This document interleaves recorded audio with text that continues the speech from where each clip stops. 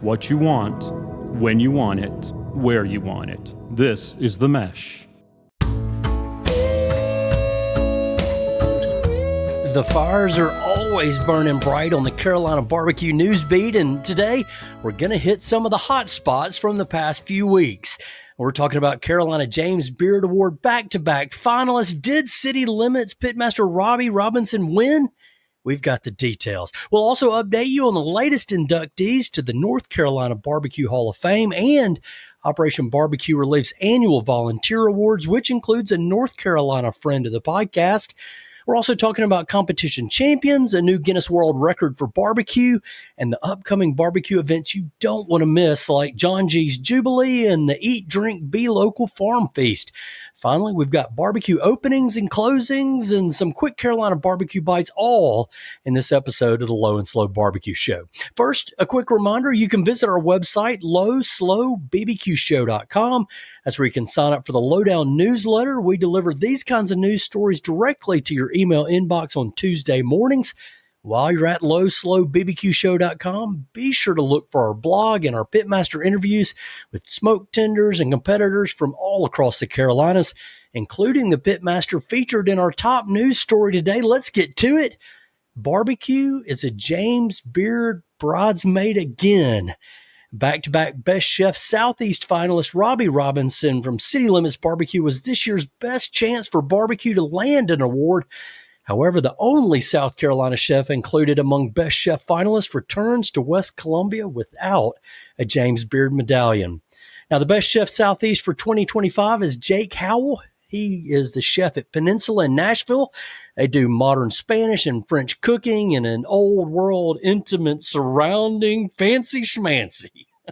Howell beat out other finalists from Kentucky, Tennessee, and North and South Carolina, including our buddy Robbie Robinson, and up in Asheville, Chef Silver. I'm sorry for abusing his last name or their last name, Silver Ayakavozi. You may not know the name, but you probably know Ning Jr.'s in Asheville. So they were among nominations too. So in case you didn't know, the James Beard Award judged mostly anonymously. And they try the cuisine before they vote, and the nominees are reviewed for the food as well as for behavioral codes of ethics, including how employees are treated. I can tell you Robinson treated his team to a trip from West Columbia, South Carolina to Chicago for the second straight awards ceremony. And they also had a visit to Wrigley Field, home of the Cubs. And of course, that was thanks in part to some financial support from a GoFundMe set up to help cover costs for this trip. Now, I watched the Beards Award broadcast in Chicago on Eater Monday night. A lot of the winners are from what I would call upscale, fancy restaurants, which City Limits most certainly is not. But City Limits is good. Better than good, in fact. And Robbie's doing really cool stuff there every week in West Columbia. So he's a winner in our barbecue book. Well, Robbie may have missed out on a Beard medallion. Barbecue did get a taste of the James Beard love. Lim's Barbecue in Chicago received a James Beard American Classic Award. Lim's is known for ribs, especially rib tips. And Lim's opened in 1954 when a Mississippi native Miles Lemons and his brothers Bruce and James were at the helm. Now James Lemon's daughters Carmen and Lynn still run that restaurant, which as of 2016 sells an average of 360 rib slabs every week. Wow. Now, never mind the James Beard Awards. Let's get back to the Carolina Pitmasters getting the recognition they deserve. And 3 barbecue restaurants and the state's top promoters of pork are 2025 inductees to the North Carolina Barbecue Hall of Fame. They include Bee's Barbecue in Greenville, Red Bridges Barbecue Lodge in Shelby, Wilbur's Barbecue in Goldsboro, and those promoters, the NC Pork Council. Congratulations to all those deserving inductees to the North Carolina Barbecue Hall of Fame. They joined last year's class, which, by the way, was the first class of inductees to the Hall of Fame. That class included Sam Jones of Sam Jones Barbecue in Raleigh, Pete Jones of Skylight Inn in Ayden, Kent Bridges of Alston Bridges Barbecue. So now we got both the Shelby Bridges barbecues in the Hall of Fame. Steve and Jerry Grady of Grady's Barbecue in Dudley were inducted. Charles Hersey of Hersey's Barbecue in Burlington, Mebane, and Graham also added to the list. Wayne Monk of Lexington Barbecue in Lexington, and finally Charles Stamey of Stamey's Barbecue in Goldsboro. They were all part of the inaugural Hall of Fame class for the North Carolina Hall of Fame. Okay, here's some more well-deserved recognition. In April, Operation Barbecue Relief's annual volunteer awards featured road warriors, motivators, cucumbers, and leaders. Among them, a friend of the podcast and the North Carolina area coordinator for Operation Barbecue Relief, Scott Jarrett, received the organization's leadership award. Congratulations, Scott.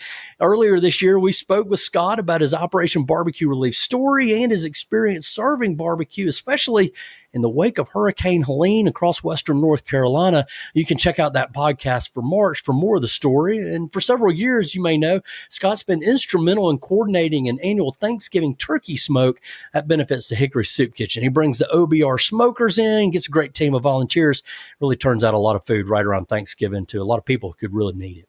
So congratulations to all the Operation Barbecue Relief Volunteer Award winners. We'll just give you a quick rundown of who they are. Gene Boldman won the Heart Award. The Motivational Award went to Mary Todd. Operation Barbecue Relief's Road Warrior Award is for Lori Lewis. Roxanne Dernberger is the Cucumber Award. And the Behind the Heart Award, Cheryl Bailey. The Grassroot Award was for Elena Nichols. We mentioned Scott Jarrett. He got the Leadership Award. And finally, the Rod Kramer Volunteer of the Year Award went to Don Edwards. So big shout out to all those winners. Congratulations on all that you do. And also a congratulations to Stan Hayes and the whole Operation Barbecue Relief team. Seems like every week they're responding to one disaster or another somewhere across North America and the United States. And just follow Operation Barbecue Relief on Instagram to keep up with everything they're doing. And if you're moved to help, I kind of feel like you might be, just make a donation to help all the good stuff they do. There's a new world record holder in barbecue. It's Barbecue Fest on the Noose, and they almost doubled the previous record. This was all part of a collaboration between the North Carolina Pork Council and Smithfield Foods. And it was at the Barbecue Fest on the Noose in Kinston. They sold 4,775 sandwiches in 8 hours on Saturday in early May. That old record was 2,500 sandwiches sold, and the record-breaking attempt started at 11 a.m. in the chop tent, continued till 2:40. Almost 4,800 sandwiches sold in that quick period, and a world record has been set. So congratulations to Barbecue Fest on the Noose on that accolade. Now, before we move away from trophies and championships, of course, barbecue competition and results make regular appearances in our Lowdown newsletter, especially when the Southern Barbecue Network is holding its competitions. Those competitions get going again in September with Smoke on the Shrine Lake. That's going to be September 5th and 6th. Stay tuned for details and conversations with organizers and pit masters. And in May, there was a little bit more competition to go on around Memphis. Maybe you've heard of Memphis in May, but there's also the Smoke Slam. That's where we want to say congratulations to South Carolina-based Swine Anthology.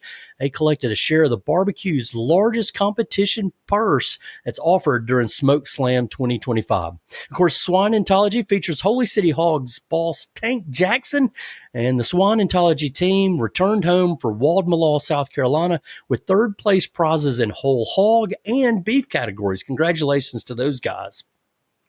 Overall, Smoke Slam crowned Rescue Smokers the 2025 grand champion in the world's ultimate barbecue showdown. And Smoke Slam's a 3-day competition that attracted 76 different teams. The Rescue Smokers are based in Sycamore, Georgia. They placed first in pulled pork and fourth in ribs. With their win, they collected $72,500. The whole competition awarded $150,000 in prize money. That's why they say it's barbecue's largest competition purse. And of course, in the same event, the World Junior League Barbecue Competition featured 42 youth teams. That was led by the 2025 grand champion, Totally Bodacious. Congratulations to that team. Let's shift back to North Carolina. That's where Showtime's Legit Barbecue pitmaster Kevin Peterson was named the North Carolina Pork Council's Whole Hog State Champion. And that was all part of judges from the Got to Be North Carolina Festival in Raleigh. They made that designation. And Showtime's Legit Barbecue, we had him on the podcast here recently. He's based in Benson, North Carolina, and he's a whole hog competition and catering team that's competing in the North Carolina Pork Council and the Carolina Barbecue League. And this year's title is Kevin's third state championship for whole hog.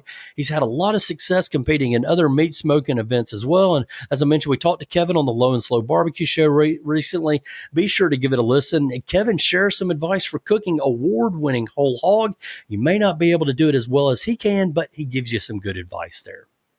One more competition I'll mention. It's Robeson Community College's 5th annual Battle of the Butts. It raised $10,000 for communities and schools in Robeson County, and they celebrated some top chef students as well. Culinary arts students collected awards for sauces and rubs, and those winners included Brant Rivenbark. He won recognition for Best Rub, while Ethany Hammonds won for Best Sauce. In other news we featured in the Lowdown newsletter, what is South Carolina's most popular barbecue sauce? Well, there's a new survey that reveals the mustard-based sauce is expanding across the Palmetto State. This comes from Destination BBQ publisher James Roller. He collected input from 1,350 residents across all 46 South Carolina counties. And in addition to the growth in mustard popularity, here's some of the highlights from that research. They've got a newly updated South Carolina barbecue sauce map that shows that spread of mustard sauce. Just check him out at Destination Barbecue. That mustard is now dominating in areas that were previously owned by tomato-based sauce. Believe it or not, vinegar-based sauces remain strong in the PD region. Meat diversity is emerging in South Carolina as Texas brisket is gaining ground on pulled pork, but the pork is still the preference of 70% of the survey respondents. Hash traditions are still going strong in South Carolina. 75% of survey respondents in the Midlands and Low Country prefer a pork-based hash. Home cookers are hard at work in South Carolina as well. 79% of those survey folks say that they cook home barbecue, and 50% use a smoker as part of their process. South Carolina's the final news comes from their favorite restaurants. That's Scott's Barbecue, Lewis Barbecue, and Sheely's. Now, every edition of our newsletter includes a look at upcoming barbecue festivals and events, whether it's a simple calendar listing or a more in-depth look. Let's take a deeper look at some of the ones coming up, including John G's Jubilee. I can tell you now, tickets are selling fast. It's the 3rd annual event. It's going on at John G's in Peachland. If you don't have those tickets yet, get them today. That big event's coming up Saturday night. That's June 21st.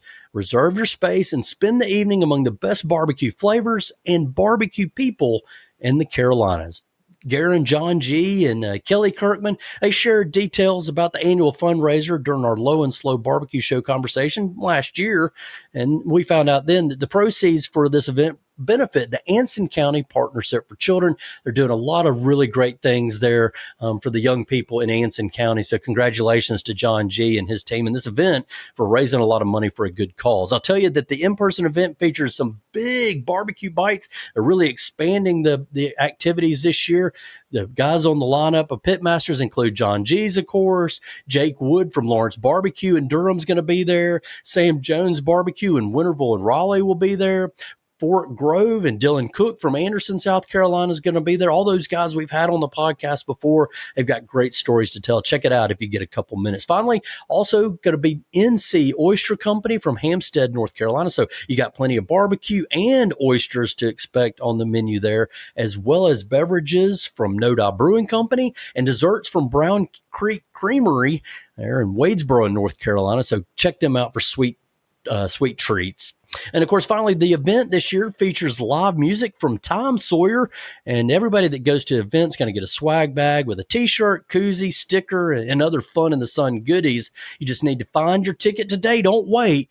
Just search out for John G's Jubilee. You'll get the link for the tickets there. Another event is coming up in the Hickory Metro, and it's a farm feast that focuses on local foods and chefs.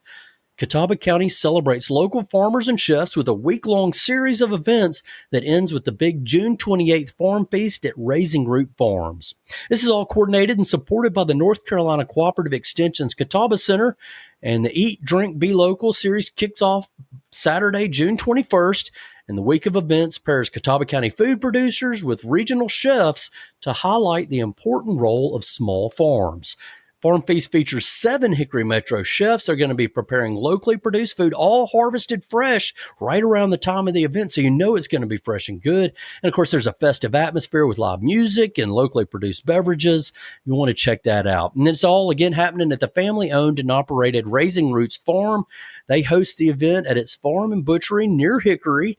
Just learn more about Raising Roots Farm at their Facebook page, which is updated pretty regular. Scheduled events for the Eat, Drink, and Be Local event, they are going on throughout the week, June 21st through the 28th, all around the Hickory Metro. There'll be cooking demonstrations, farm tours, programs on the art of making miso. All that's free. Just go to the North Carolina Cooperative Extension Center's Catawba Center office and look for Eat, Drink, Be Local. I mentioned the big finale on June 28th. Now, that's the Farm Feast. It's going on at Raising Roots Farm from 6 to 9. There is a ticket cost there, but let me tell you what you're going to get to enjoy when you go to the Farm Feast. All the pairings, these chefs in the food include our buddy Ben Sullivan from Cranford Brothers Barbecue and Charlotte Steakhouse. They're going to pair him up with True Cut Ranch and their beef. North Hickory Market and Esquire Hotel chef Calvin Reyes is pairing up with Erie Summit Farm for chicken. Nomad Catering chef and owner Rick Doher and Catawba Mushroom Partners are getting together to produce a special dish. Conover Farmers Market vendors are paired with Chef Trivett's Conceptions owner Jason Trivett. It'll be Bart Weber from Joey's executive chef Bart Weber is pairing with the Tumbling Shoals Farms for vegetables. The Hatch Sandwich Bar chef Rilke Witherstein and the Blue Goat Dairy are getting together to produce something cool with goat cheese. And finally, the Home Fair Catering owner and chef Tucker Bell is getting together with Steelstown Creek Farm to produce a pork dish. All going to be great stuff. You don't want to miss that. It's the Farm Feast in Catawba County and Hickory on Saturday, June the 28th. Just look them up online for tickets. Other events in the upcoming calendar include the Pinehurst Barbecue Festival. It's happening in the village of Pinehurst Labor Day weekend, August 29th through the 31st. It features Chris Prado and his Pitmaster Invitational. That's where our friends like Ron Simmons from Master Blend Farms, Matthew Register from Southern Smoke Barbecue, and Louis Donald from Sweet Lou's. They're all competing against the state's best pitmasters like Adam Hughes from Old Colony Smokehouse and, of course, Chris Prado from Prime Barbecue. In addition to the barbecue festivals, every newsletter includes the latest food truck schedules that I aggregate.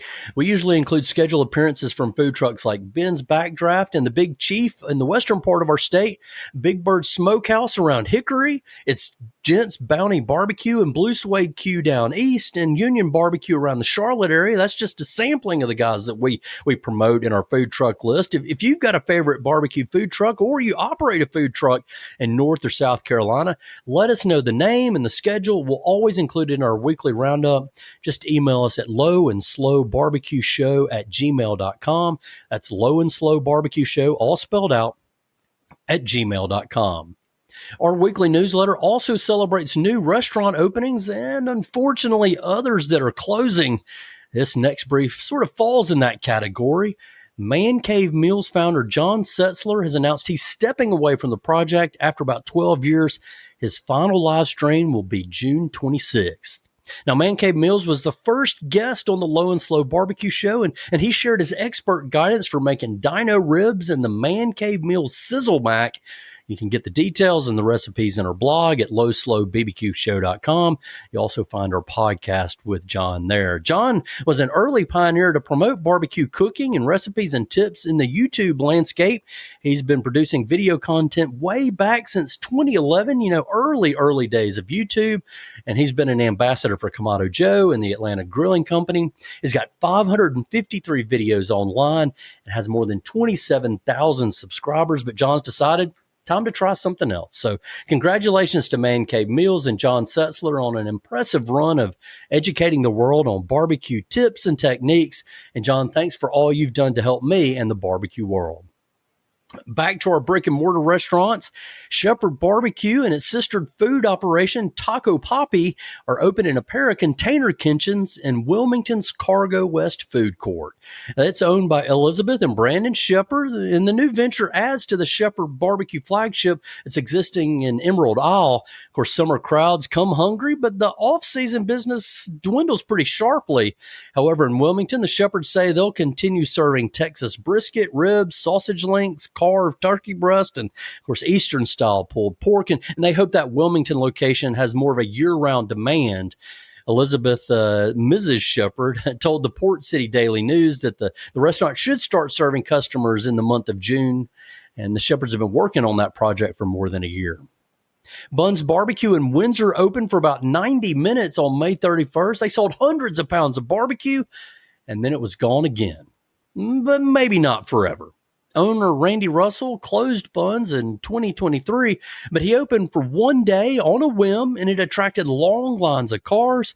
Age 61, Russell decided to retire instead of keeping the 85-year-old business going.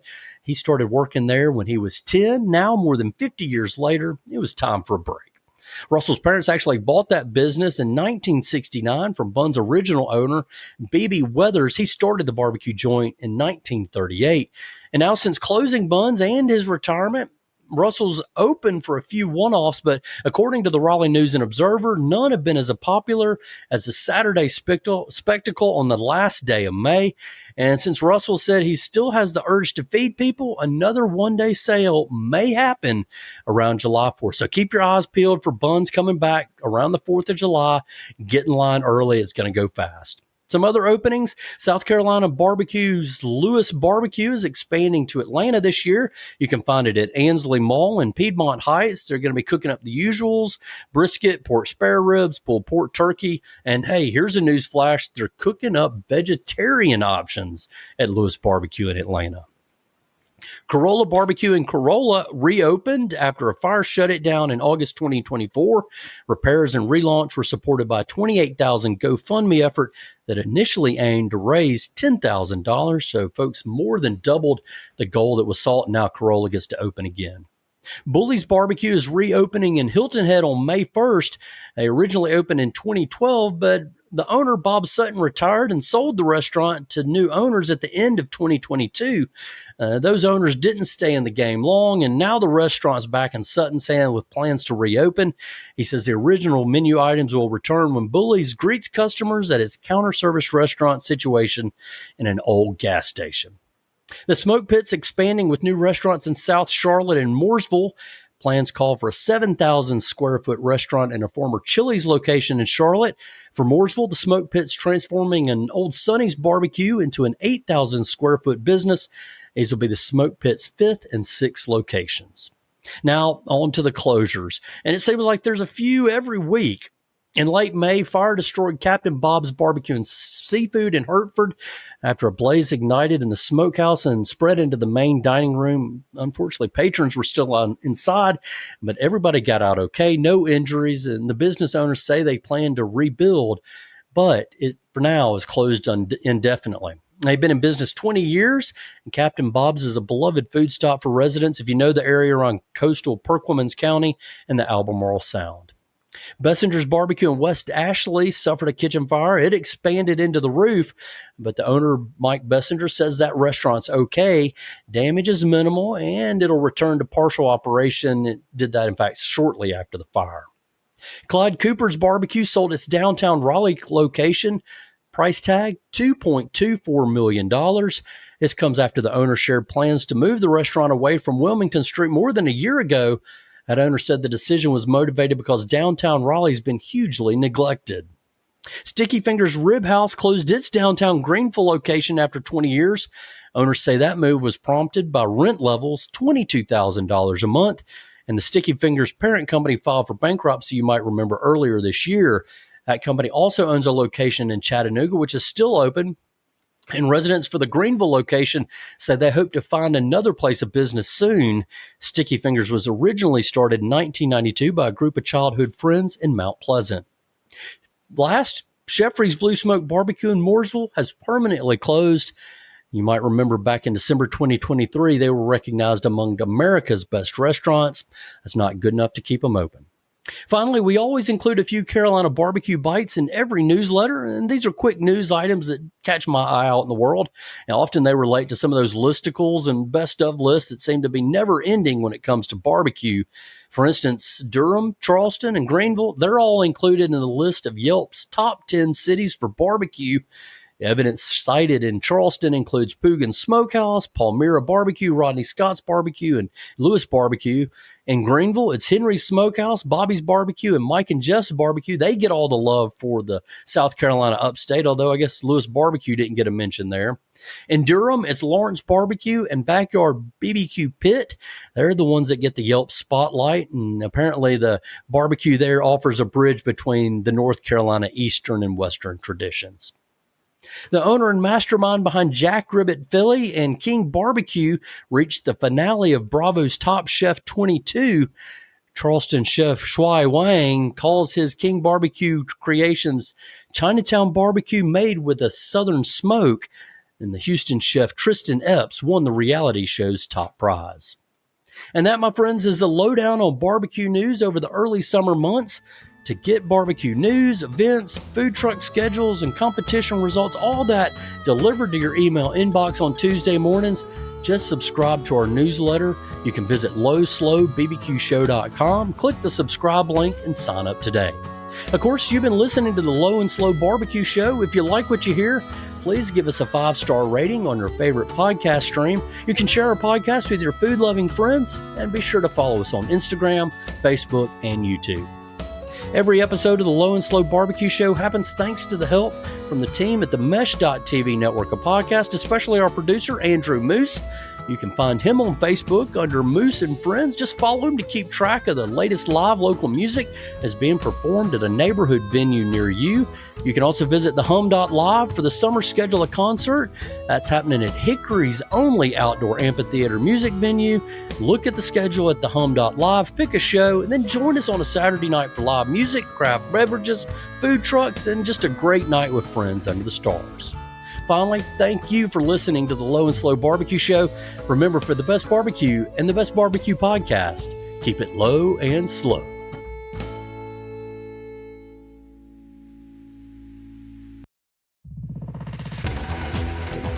You've been listening to The Mesh, an online media network of shows and programs ranging from business to arts, sports to entertainment, music to community. All programs are available on the website as well as through iTunes and YouTube. Check us out online at themesh.tv. Discover other network shows and give us feedback on what you just heard.